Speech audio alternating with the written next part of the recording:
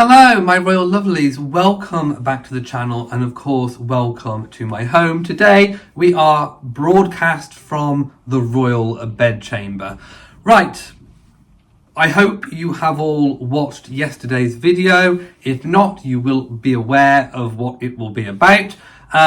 It was of course about the diagnosis that has been released by Buckingham Palace, the official news that the King has been diagnosed with a form of cancer. We still do not know what form of cancer that is. Of course, speculation is rife, but it is not related to the prostate, the benign prostate operation which the King recently underwent. However, it is now believed that whatever the new form of cancer was detected during those investigations. It could have been preliminary tests for the operation, it could have been tests after, during, but it was spotted, and it is believed that it was spotted early. So the King remains in good spirits. He remains in, I think, a very optimistic position.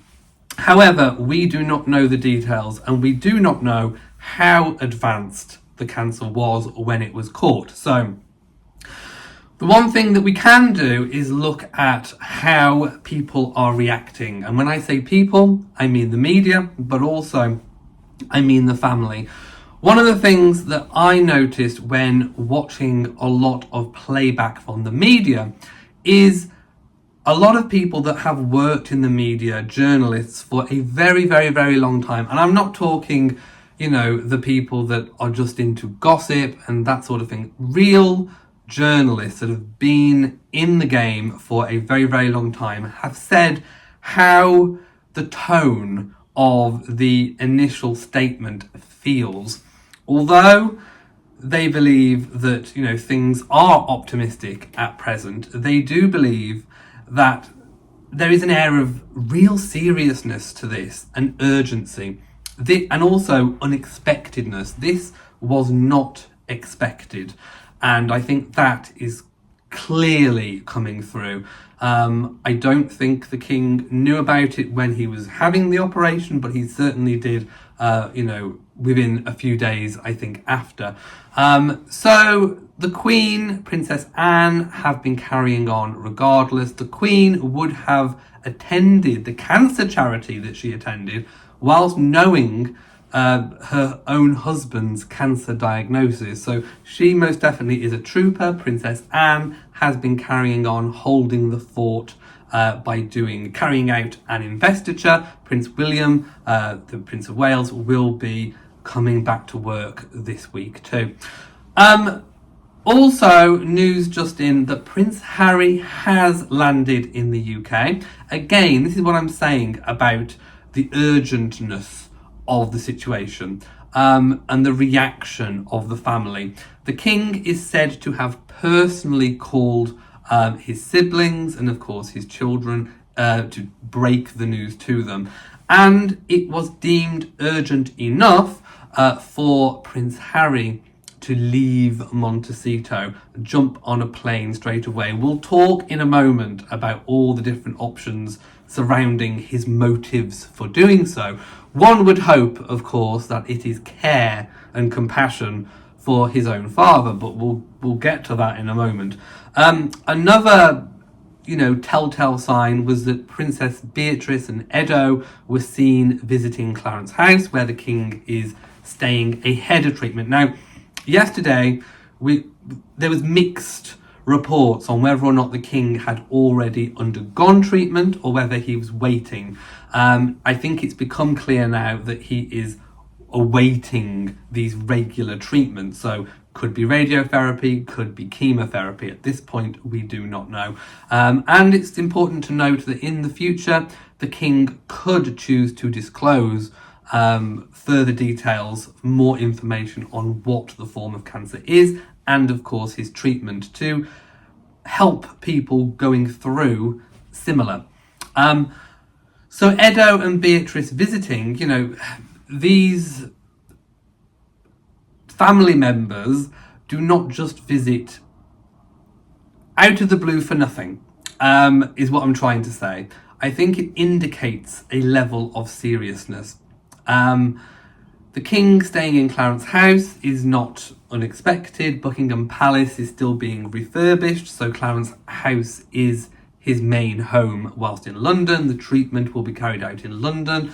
I would imagine that the recuperation periods probably will be spent either at Windsor or at Sandringham, but I'm thinking now Sandringham is the king's preferred choice to be whilst recuperating. And of course, he doesn't want to be terribly too far away from London in case he needs to go back for any kind of appointment. So Prince Harry, back to Prince Harry, he's back in the UK. He took the 11-hour flight and arrived about an hour or so ago. There was activity seen at LAX, and then there was activity seen in London. There was a police car with what looked like a Range Rover. So we think he's here. Where he will stay is unknown. Frogmore Cottage is an option, but we don't know how ready Frogmore Cottage is. Harry and Meghan moved out. We don't know what level of furnishings are there, or how fit Frogmore Cottage is to have someone staying there. So that's one option. The other option is a hotel in London. Of course, the king is in London, so it makes sense to be staying in London. The other option is that Prince Harry could be staying with the king at Clarence House, or there could be accommodation made available perhaps at Kensington Palace.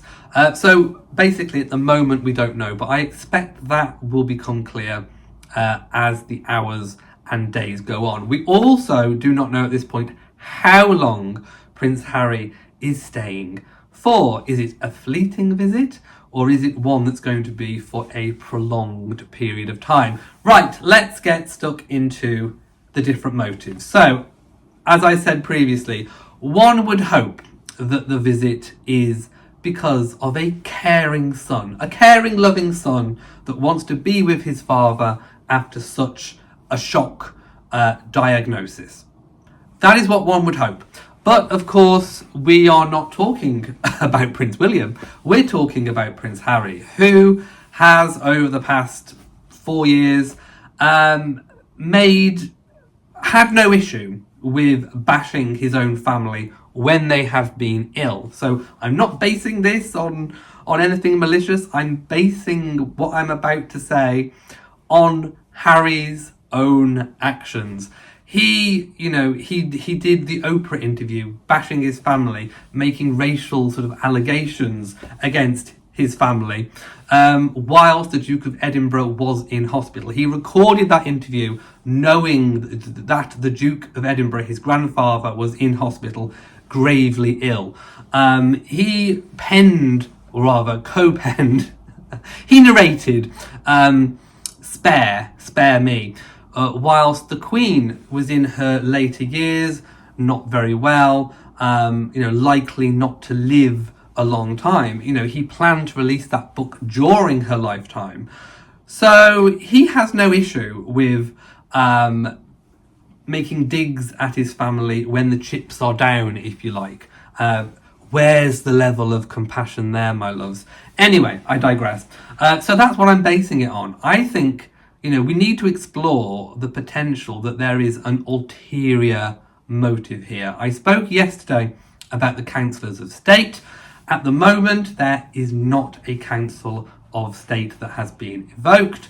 I said yesterday, and I'll say it again, some of the media have been getting it completely wrong, as usual. The council of state was expanded recently to include Princess Anne and Prince Edward, the Duke of Edinburgh. So it was unlikely that Prince Andrew, who for obvious reasons is out of action, and Prince Harry, who for obvious reasons was geographically absent, would be called upon to be councillors of state. One of the things that we need to consider is that Harry is having a bit of a power play. That is one option. Harry knew that he was absent, if you like, and therefore would not be called upon if the time arose. Therefore, it could be seen as strategic to move yourself to the location so that you cannot be kind of excluded or barred if that time should come. If that is the case, it also highlights the seriousness of the king's condition. How serious is it that Harry would take those steps immediately? That's sort of point one. By the way, Meghan and Archie and Lilibet have stayed behind in Montecito, so they have not come over. I doubt very much Meghan will come over for any circumstances, other than maybe a funeral. I think that is kind of one motive. The other motive could be that perhaps Harry is trying to look for a way back into the royal family. We know that the royal family is depleted. I spoke about that in yesterday's video and previous videos. We know that the royal family is at breaking point in terms of the number of working royals. It is stretched way too far. This reduced royal monarchy is simply not working. I think that has been proven with the Princess of Wales out of action, Prince William sort of barely getting back, and of course the King. And the average age of the working members of the royal family is over 70.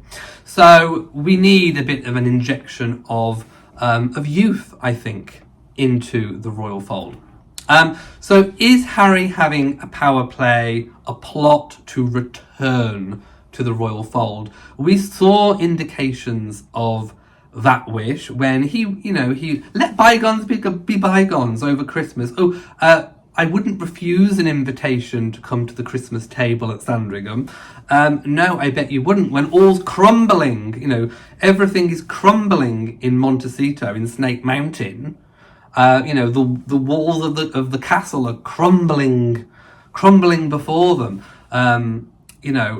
Spotify gone, Netflix almost gone. I think most people have come to the conclusion. So are Harry and Meghan looking for a way back in?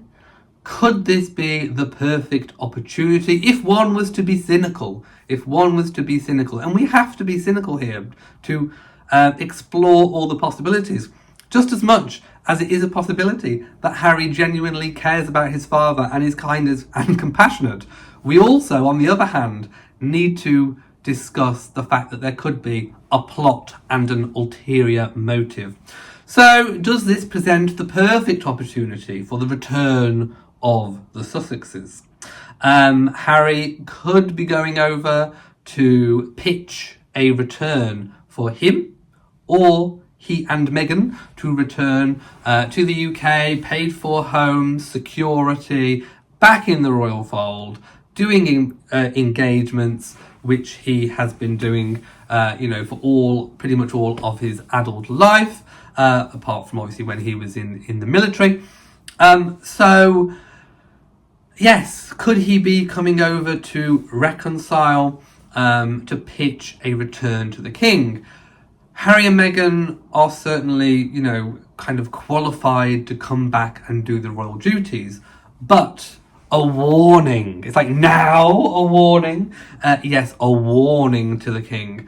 When you let vipers back into your bosom, you have the chance of being bit.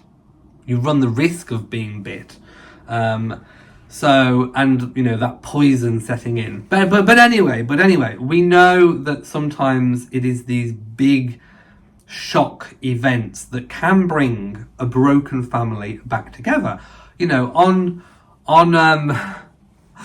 the angel that's on my shoulder is saying to me, yes, but maybe it's going to be this kind of big reconciliation, a broken family brought together. How lovely is that? And the little devil on my shoulder is saying, beware of the one with the forked tongue.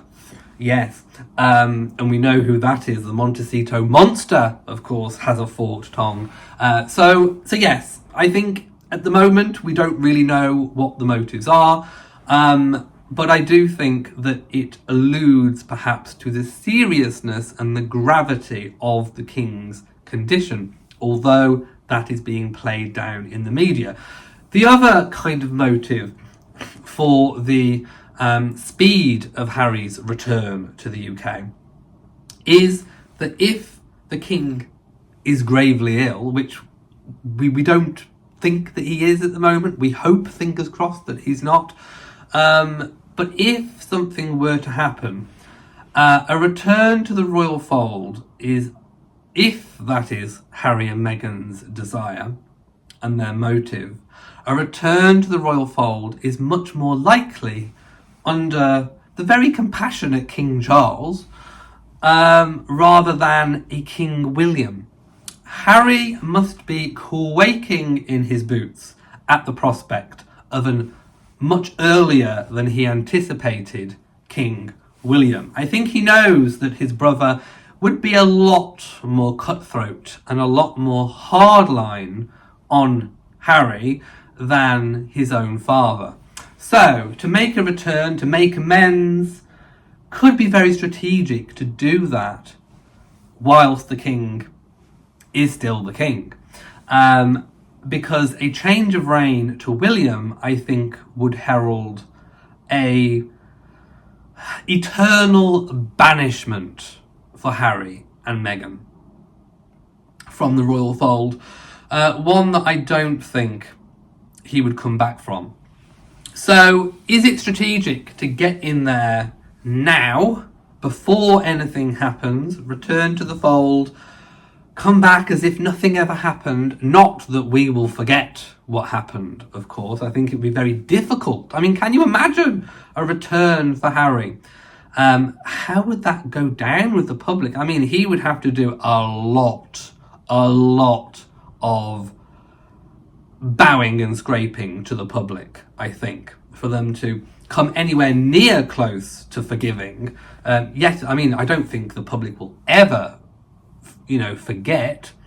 But anyway, like I say, we have to explore all of these options. And I seriously hope that I am wrong with the ulterior motives, but the little devil on my shoulder keeps saying, explore all of the options.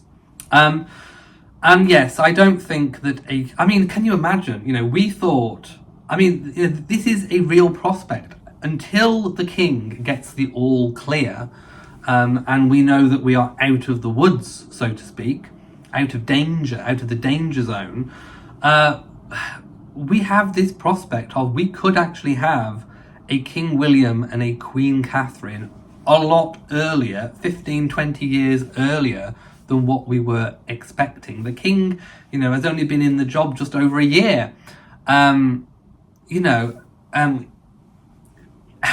It doesn't bear thinking about the prospect and the thought of another coronation, and another change of monarch. I've not even actually seen the king's head on a coin or a banknote physically. Obviously I've seen the pictures, but I haven't actually held one. I haven't seen one in circulation. So this is a big deal. This is a very, very, very big deal. People were saying what would happen to the Queen if something happened to the King. She would become a Queen Dowager. She wouldn't be called Dowager Queen Camilla, but she would be a Dowager Queen, and she would be styled as a Dowager Queen. Therefore, she would be Queen Camilla. And she would not be the Queen Mother, because she is not the mother of a king or a queen, regnant. So Camilla would I don't think, other than the charities and organisations really close to the Queen's heart, osteoporosis, reading, that kind of thing, I think she would retire to her own home of Ray Mill, perhaps keep Clarence House. I don't think she would retain Highgrove. Of course, Highgrove is part of the Duchy of Cornwall. So there would be a big, big change. But I think the Queen would effectively retire. Of course, we are talking a complete hypothetical situation that I hope we do not find ourselves in. I vehemently hope that His Majesty has a very, very, very speedy recovery. There is talk of the king being out of full-time person-facing engagements until March.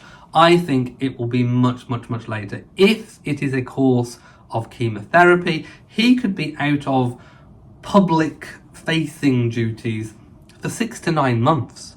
With the immune system so depressed, of course, with cancer, you have to get a lot worse before you get better. So I think he would be out of action for the best part of a year recovering from this, if the form of treatment is chemotherapy. Radiotherapy, I mean, again, you are depleted. It's dangerous to be in crowds, to be attending these big set-piece public events. So the rest of the royal family are going to have to step up. There is definitely gaps. People are talking about Princess Anne, and I'm just thinking, poor Princess Anne. She is already at total capacity. One of the hardest working royals, continually, year on year on year. She is at capacity. She cannot, she's only recently taken on extra ladies in waiting and staff because of retirements. She's not stepping down. She's not going to retreat from her duty. She never, ever, ever has, and I don't think she ever will. But I don't think there is capacity for Princess Anne to take on new duty. What you might see is a change of her regular kind of programme to take on more important things. So you could see a change in the prominence of what Princess Anne does. The same with the Duke and Duchess of Edinburgh.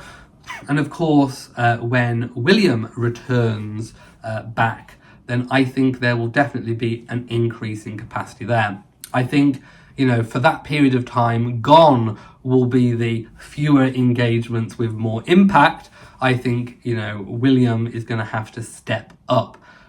There will obviously be at some point a phased return for the Princess of Wales, so I don't think we can expect too much from her because she is recovering from her own illness.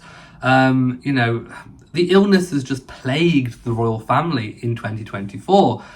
We've had, Sarah Ferguson with her cancer diagnosis, her mastectomy, then her skin cancer. We've had the Princess of Wales with the abdominal surgery. We've had the King with the benign prostate and now the cancer diagnosis.